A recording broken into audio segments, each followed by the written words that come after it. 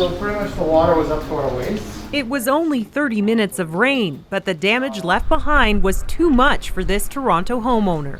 The whole street was filled with black sewage. Backed up sewers forcing dirty water into his and his neighbors' homes. It's the third year in a row he's had flooding, and now he's selling. I had to uproot my family from the home. Like, I couldn't have them live in this environment anymore, because every year we don't know how much it's going to escalate. Along rivers, coastlines, and in cities, flooding impacts much of this country.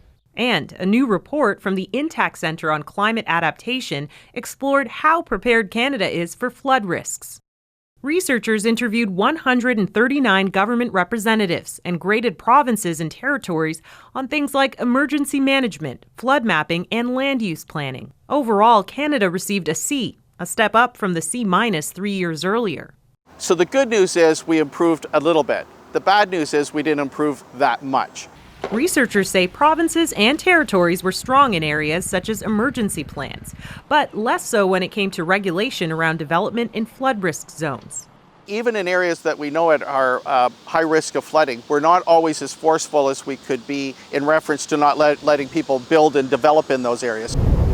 The province that scored the highest across the board was PEI.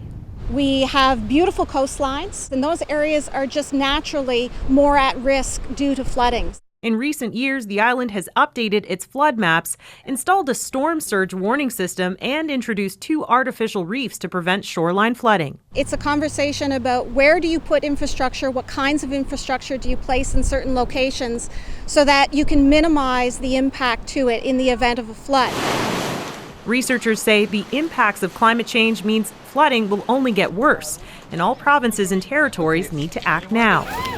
Tashana Reed, CBC News, Toronto.